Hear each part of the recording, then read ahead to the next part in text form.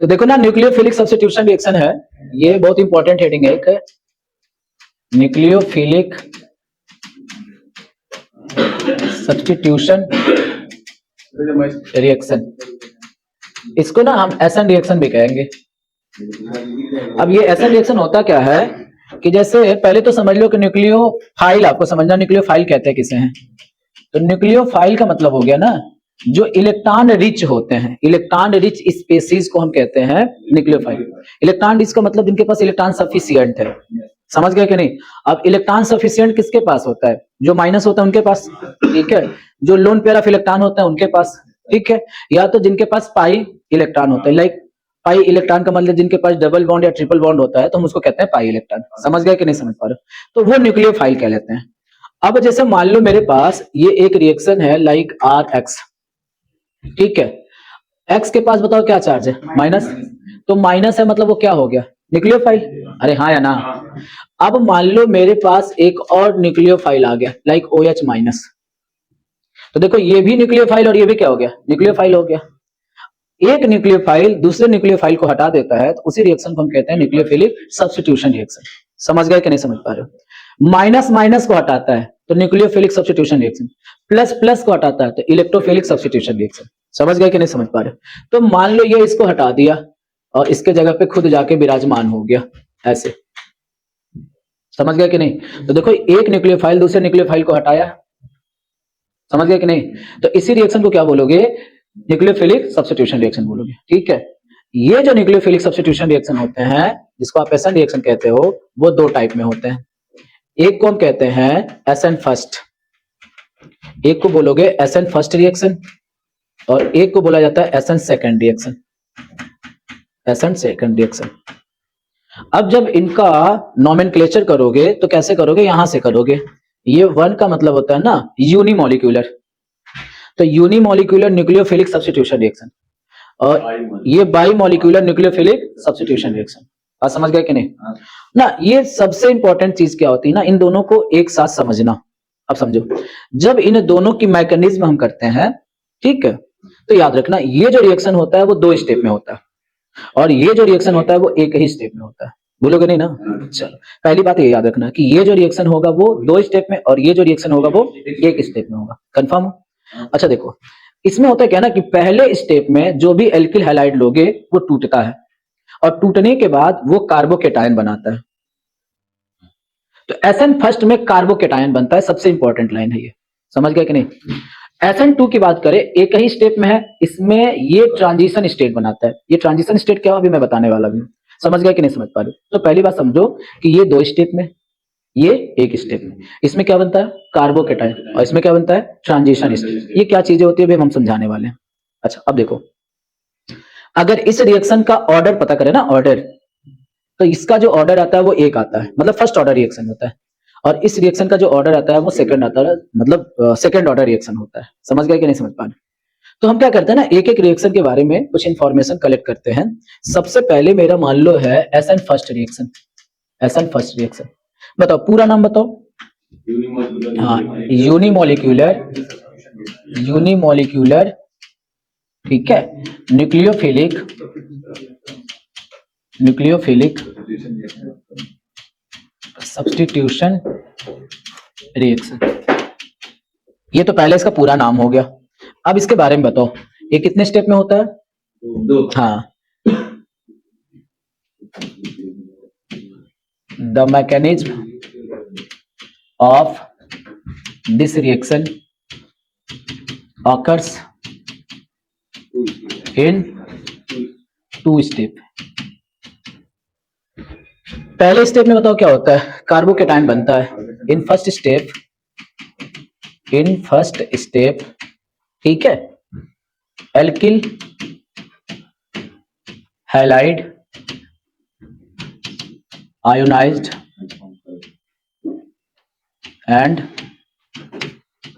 Form carbocation. तो पहले step में कार्बोकेटायन बनता है।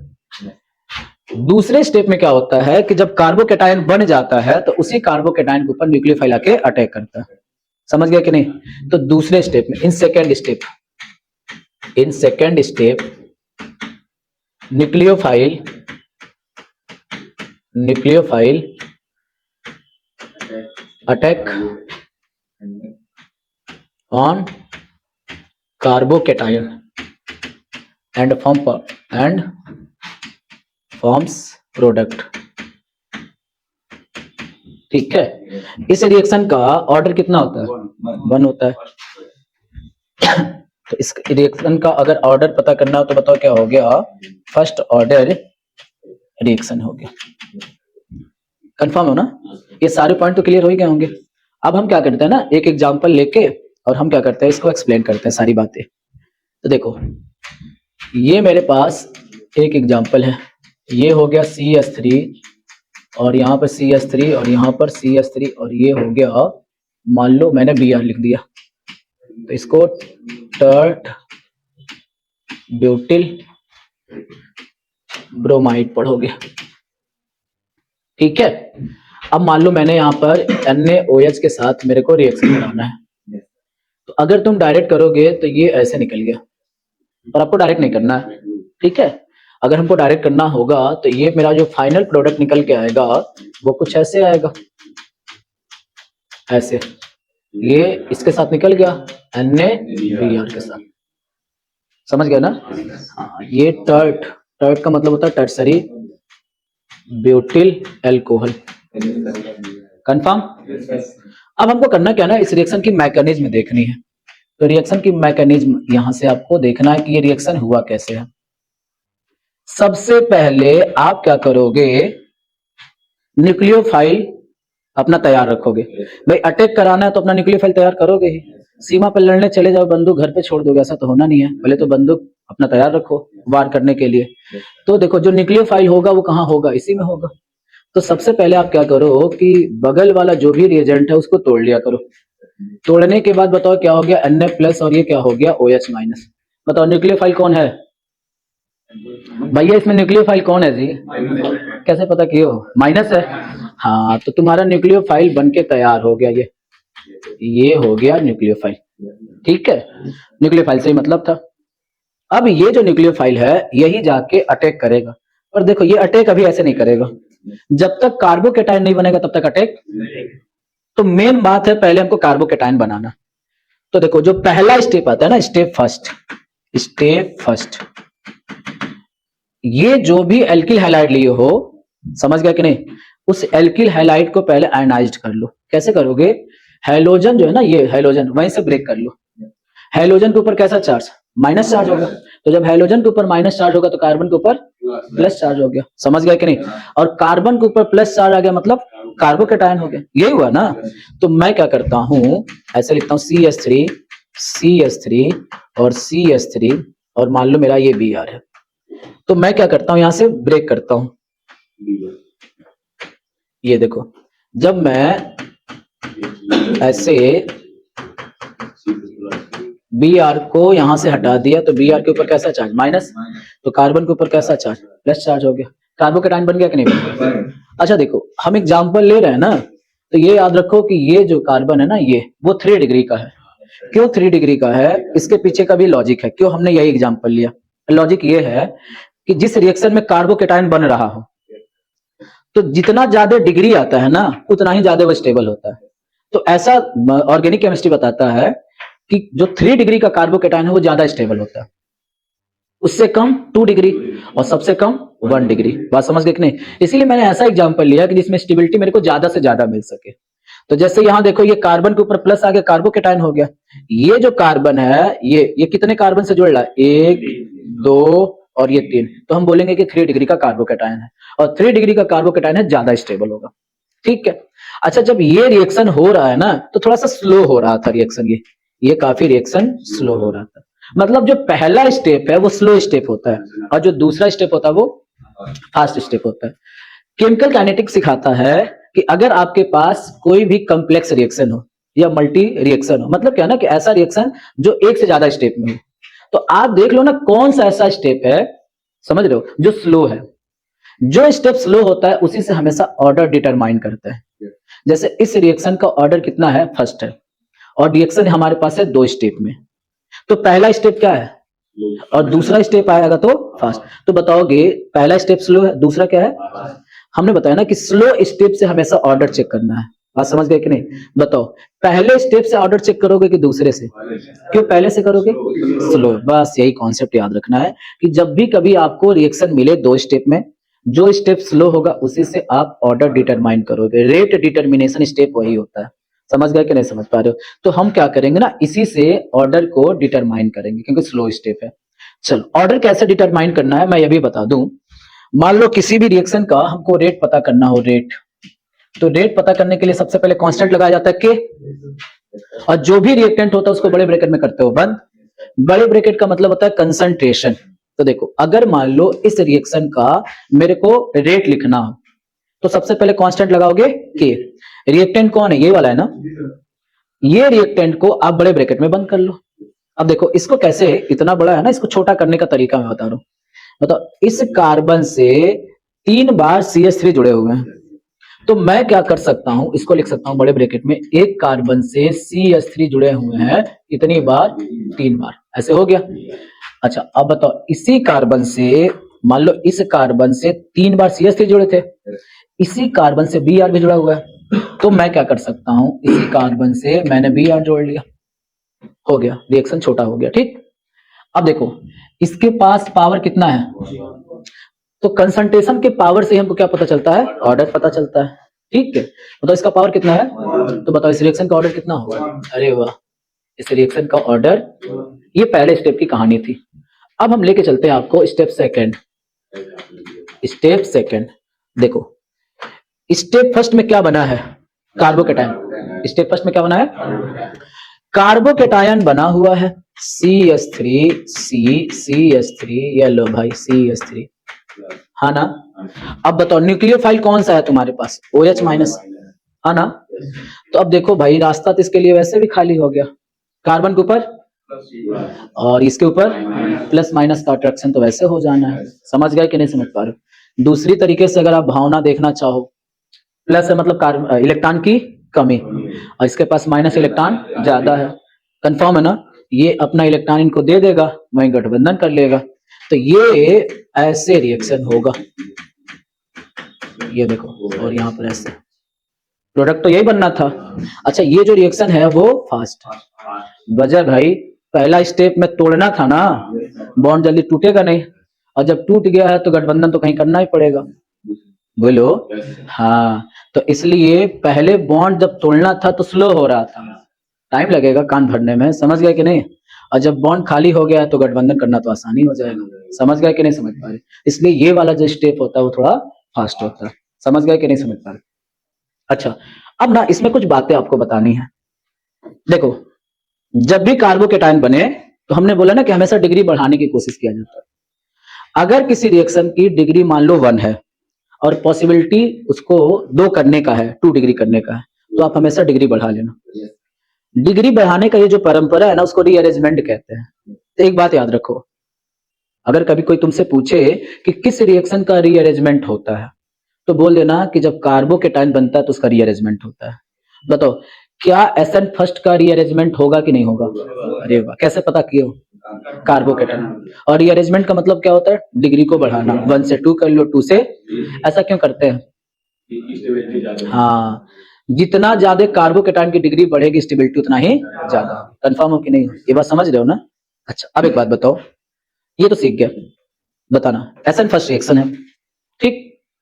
SN फर्स्ट रिएक्शन में कार्बोकेटायन बन रहा है, कितने डिग्री का कार्बोकेटायन ज्यादा स्टेबल होता है? पक्का। और कितने डिग्री का कम होता है? 1 डिग्री का। बताओ, अगर SN फर्स्ट रिएक्शन की रिएक्टिविटी पूछें कि SN फर्स्ट में कौन सा रिएक्शन सबसे ज्यादा रिएक्टिव होगा, तो जो सबसे ज्यादा कार्बोकेटायन बनाएगा सबसे ज्यादा डिग्री का, वही सबसे ज्यादा एक्टिव होगा। बताओ, 3 डिग्री का एल्किल हैलाइड है तो 3 डिग्री का कार्बोकेटायन, 2 डिग्री का एल्किल हैलाइड है तो 2 डिग्री का कार्बोकेटायन, 1 डिग्री का एल्किल हैलाइड है तो रिएक्टिविटी बताओ सबसे ज्यादा कितने का होगा? 3 डिग्री एल्किल। भूलोगे नहीं ना? सबसे इंपॉर्टेंट लाइन है ये। समझ गए कि नहीं समझ पा रहे? तो चलो, या मान लो अगर हमको लिखना हो ये एक अच्छा सा सुंदर सा line, reactivity order of SN first reaction. अब देखो, यहां से बताना 3 डिग्री का एल्किल हैलाइड ज्यादा रिएक्टिव होगा, फिर उसके बाद 2 डिग्री का एल्किल हैलाइड, फिर 1 डिग्री का एल्किल हैलाइड। इसमें किसी को दिक्कत हो तो बताओ। 1 डिग्री का एल्किल हैलाइड। तो अब देखो SN2 रिएक्शन होता क्या है, SN2 रिएक्शन। चलो इसका देखो ना, इसका पूरा नाम लिखना है तो देखो ये जो 2 है उसको क्या मतलब होता है, बाई मॉलिक्यूलर, और N का मतलब, और S का मतलब सब्स्टिट्यूशन। तो इस पूरे रिएक्शन का नाम बताओ क्या हो गया, by molecular nucleophilic substitution reaction. कोई दिक्कत? ये जब भी रिएक्शन होता है ना तो एक ही स्टेप में होता है, वैसे समझ गए कि नहीं समझ पा रहे हो? तो ये जो रिएक्शन होता है वो एक ही स्टेप में होता है। द mechanism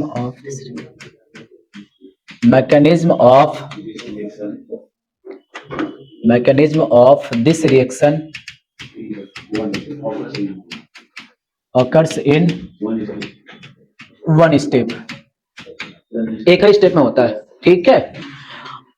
इसमें क्या होता है ना, ट्रांजिशन स्टेट बनता है। अब ट्रांजिशन स्टेट क्या होता है मैं अभी एक्सप्लेन करने वाला हूं। In this reaction forms transition state, ठीक है। और अगर इस रिएक्शन के ऑर्डर की बात करोगे तो इस रिएक्शन का जो ऑर्डर होता है वो सेकेंड ऑर्डर रिएक्शन होता है, सेकेंड ऑर्डर रिएक्शन होता है। जैसे मान लो हमको एक एग्जांपल देखना हो, ये हो गया मेरे पास CH3 और ये मान लो X, और यहाँ पे हमको रिएक्शन कराना है NaOH के साथ। तो ये यहां से निकल गया ऐसे, और ये बना लेगा CH3OH। क्या क्या एक साथ निकल रहा है बताओ, NaX। लेकिन ये तो डायरेक्ट हो गया ना, हमको डायरेक्ट प्रोडक्ट पता करना होती है, प्रोडक्ट डायरेक्ट निकला, पर ये सही नहीं, इसका मैकेनिज्म हमको करना है। तो हमने बताया ना कि जब भी आप न्यूक्लियोफिलिक सब्स्टिट्यूशन रिएक्शन करो मैकेनिज्म, तो सबसे इंपॉर्टेंट क्या है कि आप अपना न्यूक्लियोफाइल तैयार करो, ठीक है। तो देखो हम क्या करेंगे, सबसे पहले यहां से अपना न्यूक्लियोफाइल तैयार करेंगे। भाई अटैक कराना तो न्यूक्लियोफाइल चाहिए ही। अब मैं क्या करता हूं, इस रिएक्शन की मैकेनिज्म करता हूं, रिएक्शन की मैकेनिज्म। तो रिएक्शन की मैकेनिज्म करना है तो ये देखो, NaOH को तोड़ लो, Na+ और बताओ, ये तो न्यूक्लियोफाइल होगा, ये आपका हो गया न्यूक्लियोफाइल। इसमें किसी को दिक्कत? अच्छा अब देखो ये रिएक्शन कितने स्टेप में होना है, एक ही स्टेप में होना है। अब होगा क्या ना भाई साहब, ये जो कार्बन है ना, ये देखो कार्बन 3 हाइड्रोजन और 1 हाइड्रोजन के साथ जुड़ा हुआ है। तो मैं क्या करता हूं, कार्बन तो 4 बॉन्ड बनाता ही है, एक यहां पर हाइड्रोजन, एक यहां पर हाइड्रोजन, और एक यहां पर हाइड्रोजन, और मान लो यहां पर X के साथ जुड़ना है, ठीक।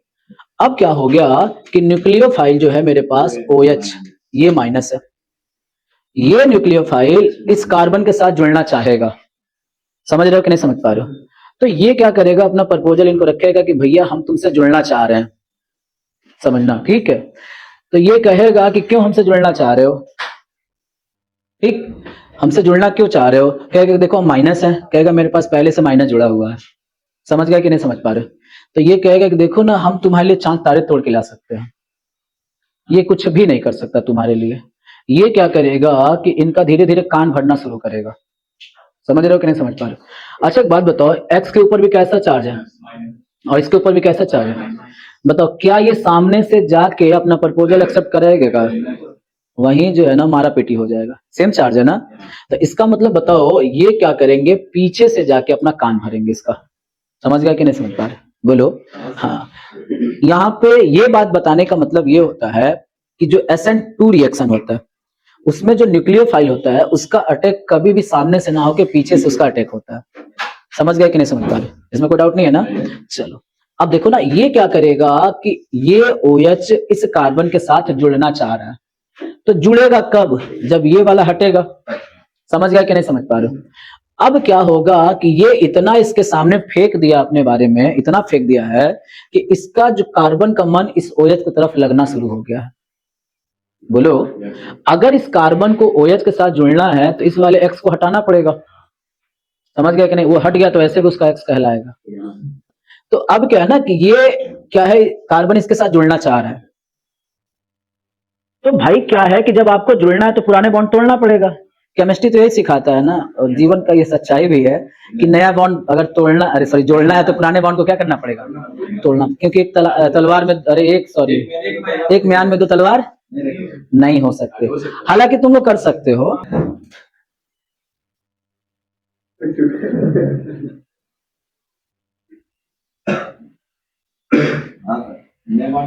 तो देखो ये जो न्यूक्लियोफाइल है ना, इस कार्बन पे जब अटैक करेगा तो पीछे से अटैक करेगा। समझ गया कि नहीं? अब कार्बन भी इससे जुड़ना चाह रहा है, OH के साथ जुड़ना चाह रहा है। तो जब OH से जुड़ना चाहेगा तो ये वाला बॉन्ड क्या करेगा? तोड़ेगा। मतलब ना कंडीशन क्या हो गया कि कार्बन इनके साथ बॉन्ड भी बनाएगा, जो पुराना बॉन्ड था उसको तोड़ेगा भी। समझ गया कि नहीं समझ पा रहे? इसी कंडीशन को हम कहते हैं ट्रांजिशन स्टेट। मतलब एक तरफ से बॉन्ड का फॉर्मेशन भी हो रहा है और एक तरफ से बॉन्ड का ब्रेकिंग, लेकिन दोनों काम परफेक्ट हुआ नहीं है। ना तो बॉन्ड ही टूटा है, ना तो बॉन्ड बना ही है। बात समझ गया कि नहीं? तो देखो ये कार्बन, ये H, यहाँ H और यहाँ H। अब यहां से बताओ, इस X के साथ इसके बॉन्ड को तोड़ना है तो बॉन्ड धीरे धीरे तोड़ेगा। आप ऐसे डॉटेड लाइन बना लोगे। और इस OH के साथ इसके बॉन्ड को जोड़ना है तो आप क्या करो, यहाँ पर OH लिख दो। इसी कंडीशन को हम कहते हैं ट्रांजिशन स्टेट। ये ट्रांजिशन स्टेट है। कार्बन के कितने बॉन्ड होते हैं? कार्बन यहाँ पे 5 बॉन्ड बना रहा है। इकलौता यही कंडीशन है कि जिसमें कार्बन की 5 बॉन्ड बनते हैं। लेकिन याद रखना ये भी अनस्टेबल कंडीशन होता है। समझ गए ना? जब स्टेबल कंडीशन होगा तो 4 ही होगा। ये अनस्टेबल है क्योंकि ये फिक्स थोड़ी ना है भाई, अभी दोनों के बीच की है ना कड़ी। अभी हाँ बातचीत चल रहा है, एक तरफ से बॉन्ड बनाना भी, एक तरफ से तोड़ना भी है। समझ गए कि नहीं समझ पा रहे हो? ठीक है। तो अभी क्या है कि जैसे कार्बन इसकी कमियां निकालेगा, ये होता है, इसमें स्वाभाविक है कि जैसे जब आप किसी से शुरुआत में जुड़ रहे होते हो तो सारी आदतें आपकी अच्छी लग रही होती हैं, ठीक है। और जब अगले को छोड़ना रहता है ना तो इतनी कमियों की लिस्ट आती है, आपको भी नहीं पता रहता है कि अच्छा ये मेरे में था क्या। समझ गए कि नहीं समझ पा रहे हो? तो भाई साहब ये सब चीजें थोड़ा बच के रहा करें आप लोग, ठीक है। अब ये देखो, ये ट्रांजिशन स्टेट हुआ।